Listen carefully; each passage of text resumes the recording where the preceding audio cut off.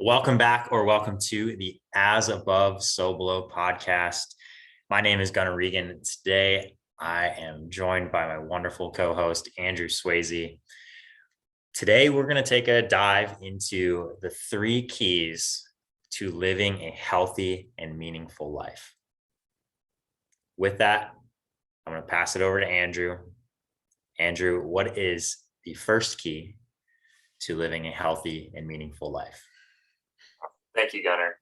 So just to get right into it, the first key to living a healthy and meaningful life is to take care of yourself, right? It's the tenet of our podcast, self-responsibility. But specifically, we're talking about taking care of yourself physically and mentally. So what does it look like to take care of yourself physically? It means, are you getting enough exercise? Are you getting enough sleep? What kind of food are you eating? Is it nourishing your body? Are you having the time and the space that you need for yourself, the introspective time or the quiet time that you need to contemplate and think about things that have transpired throughout your day? Do you have enough social time as well? So all these things impact our physical health, and they allow you to, be your best self. So everyone's uniquely different. Me personally, I like to work out, whether that's surfing or exercising at the gym about 4 to 5 days per week. That's the sweet spot for me. Whereas for someone else, it might be a little bit more, a little bit less. I also have a morning routine we talked about before. That's a staple in my physical health. It includes my hydration process, my feeding process, my movement process, all of these things that, allow me to physically show up as my best self, especially in my profession as a trainer and a coach who helps people improve their physical fitness. Like, that is the foundation for my day. So figure out what you need to show up as your best self, and then, stick to it. Keep that routine, keep those practices up. That is for the physical side. So for the mental side of taking care of yourself, this is all about understanding yourself and knowing how to have the best relationship you can with yourself. And when I say this self, it's not our physical body, it's our self, our thoughts, our mind, the conversations we have in our head. This is where awareness and mindfulness around our thoughts becomes so crucial. When we start to notice the things that we tell ourselves or we say to ourselves about certain situations or certain people, it sheds a light on what's going on in our mind. And when we are able to acknowledge these thoughts, it allows us to best manage them through mindful strategies in different situations. So, Madden, listening to your thoughts, managing these stories that you're telling yourself, asking yourself if these thoughts or these stories are true is a constant practice, but it really allows you to show up as your best self, because sometimes our thoughts, they are inaccurate. Sometimes we lie to ourselves. We don't tell ourselves the truth. And keeping that in check is a practice, and it really allows you to show up mentally as your best self and allow you to continue to work towards your goals, work towards your desires. So keeping that in mind, for me, I think about my business, my personal relationships. There's ebbs and flows, there's highs and lows in my life. And as I've practiced, or as I've been an entrepreneur and a business owner for a few years now, I've become better at managing these highs and lows. When I'm going through the low periods, I remind myself that, hey, this is part of the process, this is part of the practice. This is just inevitable as far as like how I live my life. In these periods, they happen, and allows me, when I can recognize that, allows me to stay steady, come back to my practices that allow me to show up as my best self. And even when I'm at those peaks or I'm doing really well, I remind myself to enjoy those moments, to enjoy those periods of time, because at some point in life, the pendulum's going to swing back the opposite direction. Just got to be ready for that. So having that mental fortitude really allows me to show up in a way where I'm consistent, and I allow myself to act out of desire and want, as opposed to fear and scarcity. So that's a big part of keeping that mental game in check. So the second aspect to living a healthy, or second key to living a healthy a meaningful life is to develop your personal relationships. So this is a fairly broad section here as well, but what that means is it's having a curiosity about other people. That's really where it starts. You ask questions about other people, get an understanding of where they're coming from, and then from there, you can start to have a relationship with that person. And how deep that relationship goes can vary from person to person you interact with. When you interact with the person at the grocery store, I imagine aren't coming out the gates sharing our life secrets, right, or our life stories, as opposed to say that best friend of 20 years who you go to when you need to console with them about the trials that you're going through in your life, right? But when you've taken the time to develop these personal relationships, you create a system of support for yourself, and you have the ability to connect with other people, which, in my opinion, these connections end up being some of the most valuable things that we have in our lives. Outside, like way more valuable than any physical object that we could possibly have. The people and the experiences that we get to share with those people are extremely important, and they add a ton of meaning into our life.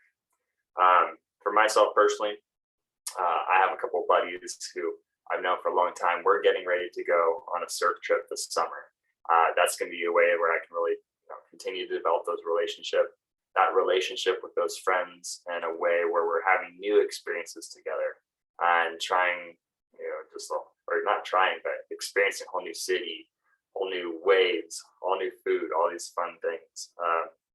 Also, I've had some opportunities to work with some new clients, and that's always great. You get to really understand someone and their goals and what they want to accomplish and how they want to better themselves.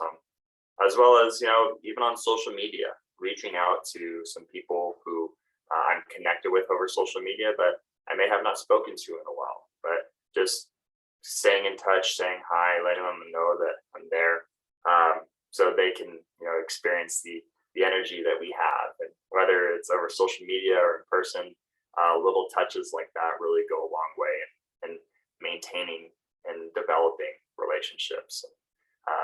As we've had on guest past, like one of my close friends, Julian, him and I still have a relationship together, yet he lives in Europe and I live in California here in America. So it just goes to show that you can even keep up with these relationships even from afar. And I will admit, it does add a lot of meaning to my life when I have these kind of relationships. So that is the second part of our second key to living a healthy and meaningful life. The third and final key to living a meaningful life is to chase your dreams. So when we talk about chasing your dreams, really what it means is to work towards something that is meaningful to you. It's to have an aim, to set a goal, to have something to work towards. However great or small it is, having an aim allows us to move forward, move in a direction. And usually these aims, they're things that we desire, right?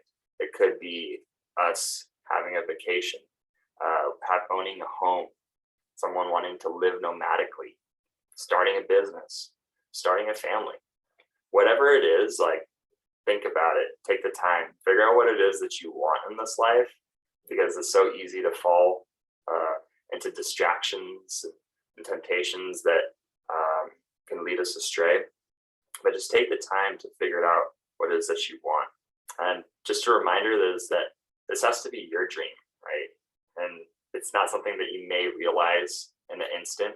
Although be mindful, do the work, it may take some journaling, some practice, some introspection to know exactly what it is that you want, that you're going to be working towards, and making sure, negation, acknowledge that it's not something else that someone else has projected upon you. One of the easiest examples that we can think of is the little league baseball player and the father, wanting that son or that daughter to become that professional athlete because that father couldn't do it themselves, right? They're projecting their story onto their child, hoping that they live it out. Whereas that child may have other hopes and dreams and aspirations that they want to have. So just a reminder, your dreams are your dreams, and make sure that you're chasing them with got full focus there. To relate here, to finish up, for me, the experience of being a trainer and desiring having my own gym was one of the big dreams that I chased and I was able to accomplish. From there, let's open up so many more other opportunities. But a couple other dreams I have is surfing in 10 different countries. I have a dream of having a family one day. I have a dream of being financially free. And then I'm currently, it's a dream and it's actually in process right now. So I'm working towards getting my license in massage therapy. So all of these dreams that I have, currently chasing, currently moving towards. So Excellent. Yeah. Three So keys to keeping a healthy, meaningful life. Right. So the three keys to living a healthy and meaningful life. These are ours. We believe in them fully. And I'm not a betting man. However, I bet on myself. And hearing that third key to living a healthy and meaningful life, what I got from that is only you can have this dream. And so it better be meaningful to you. When you know what it is, go after it, go all in, focus on that singular aim, and then dream as vivid as possible. Keep the focus on it, double click to expand, see what those details are, and enjoy it. Right? Chase that dream, enjoy the chase, enjoy the process. You're going to develop relationships along the way, and those are going to be helpful. They're going to be meaningful. They're going to teach you many things. And then going all the way back to the beginning, when you take care of yourself, like Andrew was saying, you're going to experience trials physically, mentally, socially, emotionally. All of those are valuable things. Knowing when you're in the difficult times that you can get back to those positive times, and all the while having the balance to know I've been there, I've been here, I can do them again. I've gone through it once. 100%. Well said, Gunnar. Well said. Well, thank you. And thank you for listening to the As Above, So Below podcast.